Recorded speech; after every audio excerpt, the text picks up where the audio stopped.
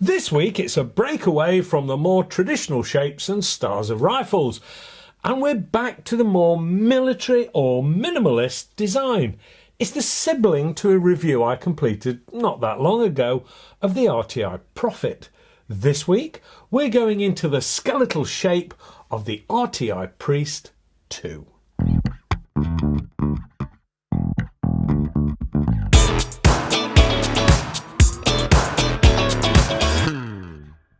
Hello and welcome to AAR on Air. This week we're back in the RTI camp with their Priest 2. I really enjoyed my time with the newer Prophet recently. Incidentally, the guy who very kindly let me use his rifle, even though he'd recently bought it from Vector and hadn't even taken it home at that stage, but he was kind enough to let me loose with it. Now, I really rated it, and Keith, since having it, is also really pleased with it and kindly keeps us informed on its progress pretty regularly. Naturally then, I was interested to try this week's gun, which is more than similar to the Prophet. So I'm expecting big things from this one, even more so because this is no side salad in a sub 12 foot-pound, guys. This is the full roast beef and Yorkshire pudding FAC cannon version.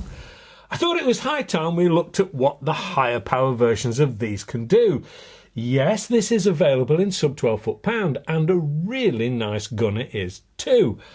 But let's go the whole hog this week, because we can. Let's do the walk around first, shall we?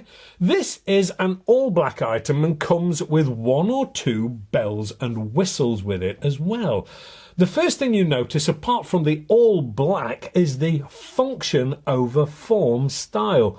Don't get me wrong, there's nothing wrong with the style, far from it.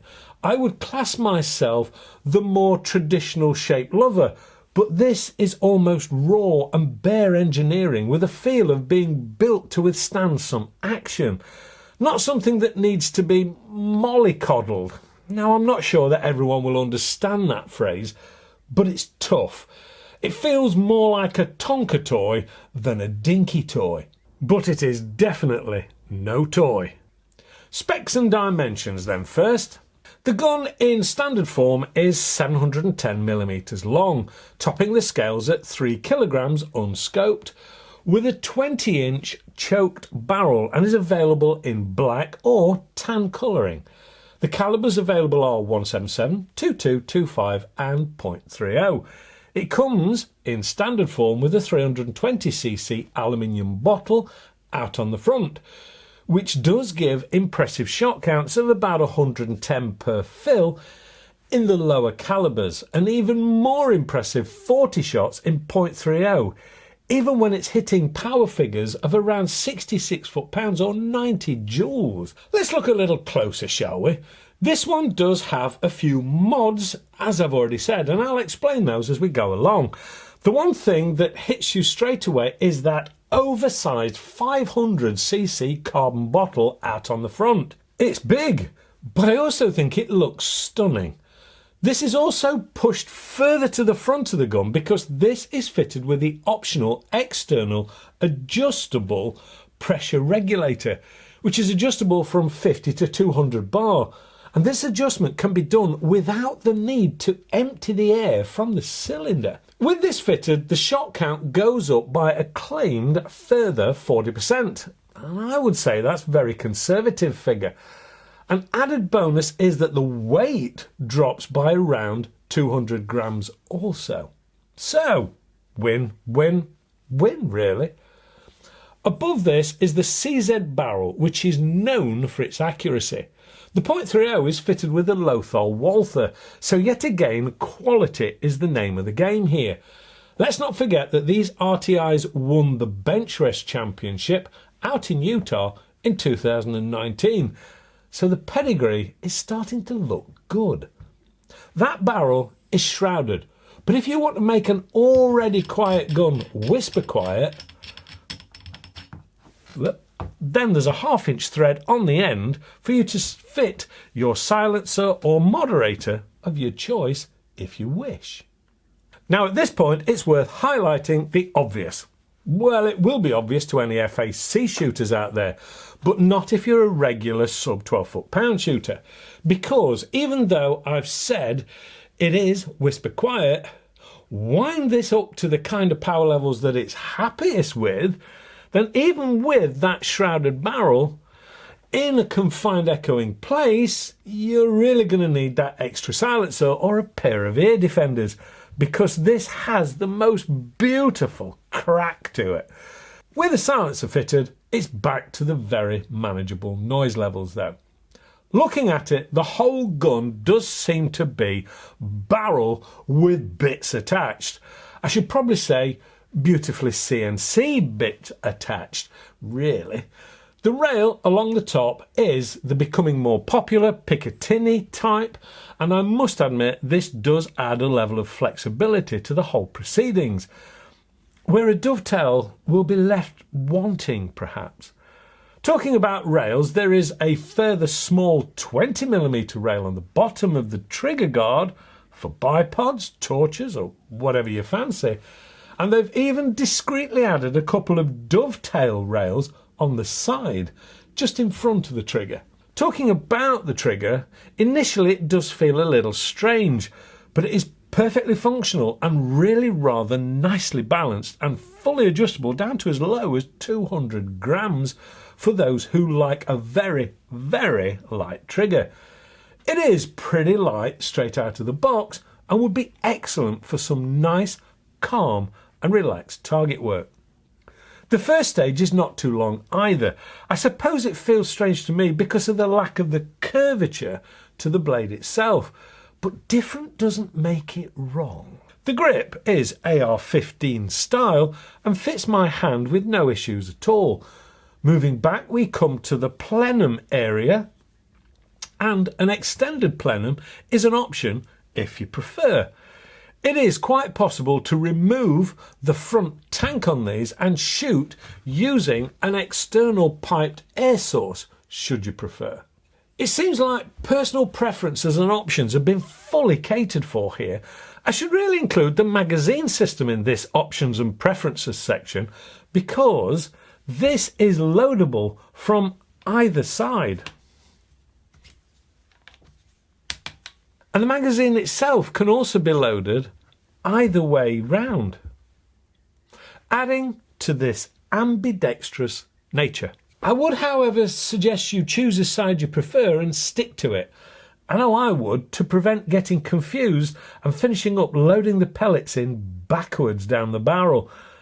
Talking about the magazines, they have a capacity of 14 rounds in 177, 12 rounds in 22, 10 in .25 and 7 in .30. Then they claim the power output on these calibers are 177 24 joules, 22 45 joules, 25 60 joules and .30 90 joules. Personally, I would say it's quite conservative when this particular 22 is firing at 42 foot-pounds or 56.8 joules as it currently stands, and it's hitting 1,045 feet per second with 15.89 JSB pellets. And I get the feeling that that's not its ceiling. For non-FAC shooters, this does normally mean a little more of a kick to it, but nothing to write home about from this really nicely weighted and balanced rifle. The rear of this is fitted with a slightly larger buttstock, which is slightly deeper than the standard item, but don't be looking for any heavily padded item, because it isn't. And to be fair, it doesn't need it at all. The action on this is a side pull cocking system, and it's on the left hand side. This is quite short and simple. It has a more mechanical feel to it. Now that may sound strange, but a lot of the side levers these days are so silky smooth, and there is nothing wrong with that. But this has a more, dare I say, testosterone infused feel to it. I could follow the statement up with lots of double entendres, but we'll simply say it does require a good firm pull followed by an intentional push all the way in.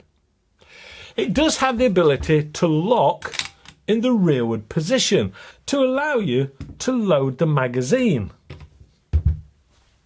Now this also allows you to decock the gun by carefully holding the bolt back and releasing the trigger, then slowly slide the bolt forward. And you're decocked. The only concern I have here is nothing to do with the gun, but more human nature. A lot of people won't think about the fact that they have possibly left a pellet in the barrel, which could be dangerous, or they will simply cock it again and double load another pellet down the barrel. Now I prefer to have an empty gun by simply firing any unwanted or unused cocked round into the ground. And that way you know the gun is empty, clear and perfectly safe. To fill this is a simple Foster fitting on the side of the air gauge and will fill to a maximum of 300 bar. Oh wow. I know I've talked about calibers of this little black number, but I didn't mention the barrels are interchangeable, allowing you to have multi-calibers in one gun. Now, it isn't that simple and requires a slightly more complex kit and tool, but it is quite possible. And you can even fire arrows with this if you have the right kit, and of course your country laws allow it. The price on this then? Well, that depends on how many of the extras you want to add to this, but in its standard form it'll relieve you of a few quid short of £1,000, which with quality this high isn't really a huge amount of money, especially when you take a look at its competition, which I mean other manufacturers, with some of their latest offerings that I actually had one in this week costing 250% more. And I wasn't 2.5 times the price impressed. And I should also say, I mean by its competition pedigree, which leads me nicely onto the target work. In this case, it will simply be out at 40 metres range and not the competition 50 metres distance. It won't be shot by a competition winner, such as a good friend of mine and a bit of a dark horse, who only let this slip in the conversation recently. Yes, it's Francisco from Barcelona, but on this occasion it will be shot by an old guy wearing glasses. My usual favourite Vector optics are fitted, although I must admit I think this is going to be well capable of something bigger like the Taurus with this level of power. But anyway, here goes.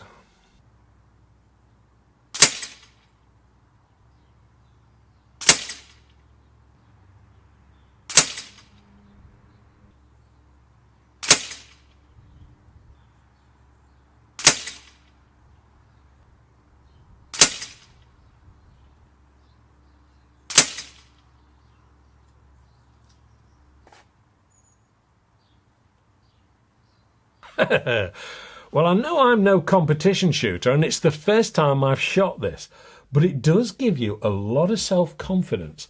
And I get the feeling that this will outshoot me.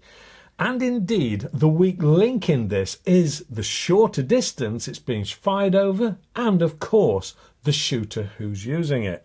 This was only my second attempt with this and it wasn't cleaned or leaded in and had only one shot you could even think about being a flyer. The rest were just making the same hole slightly larger. Getting carried away, I had a few slugs lying around, and while strictly speaking this barrel isn't made for slugs, I was, after the first trial shot on an unadjusted scope 0, very impressed at the even tighter grouping it was showing. As a side note, I had a feeling this was a very capable gun from the very start. You see, even when I was zeroing the scope, even though the initial shots were wildly off target, they were all going through the same hole even then. As I've said, I'm very impressed, and I know I enjoyed my time with its sibling, the Prophet. This Priest 2 has a very similar feel to it and is equally as capable. Rob, Tom and Ingrid, or RTI as they're known, do know what they're doing when it comes to producing a really excellent product, it seems. The styling is maybe a personal thing and undoubtedly becoming more popular, But again, it is choice. And that is the wonderful thing about this industry at the moment. And I welcome people and companies prepared to push the boundaries that little bit further. Well done, RTI. Now, before everyone rushes to Vector Air, banging down the door, demanding they supply them with an RTI, there have been the usual issues around the production with COVID. And I believe RTI were hit just as badly as everyone else, sadly. And they are doing their best to produce these as quickly as possible, but are also passionate they keep the quality level up too. So, they will be available, but I'm not sure when. You will need to speak to the guys at Vector Air. In conclusion, it is quality. It is accurate. It may or may not be your preferred style. It has proven itself in competition. It is available in sub 12 foot-pounds or the full roast beef meat and 2 veg version. It's guns like this that make you so glad you have an FAC. Yes, guys, I like it. And it may well be another one to add to the list. And I've had comments from people that I keep reviewing guns that just keep adding to their list of wants and must-haves. I will take some responsibility here because I like to review the guns that are high quality, often quite different, not massively priced, and what I would consider to be desirable, in which case I hold my hands up, guilty as charged. But you can't say AAR is boring, showing the same old, can you? There are likely to be limited numbers of these now, though, because people seem to prefer the side lever of the Prophet. So if it's bolt action you prefer, there are still a few around. Hopefully you've enjoyed this review. If you have, please, the usual thumbs up helps us a lot. Subscribe if for some strange, bizarre reason you haven't yet.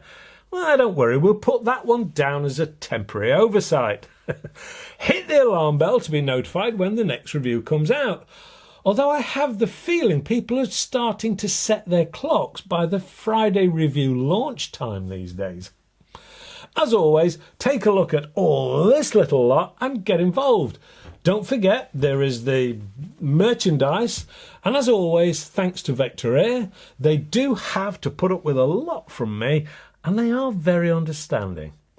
Just leaves me to say, stay safe and shoot safe. Thanks for watching, and hopefully I'll see you next week. Oh, Simon, James, come on guys, coffee break's over. Thanks a lot.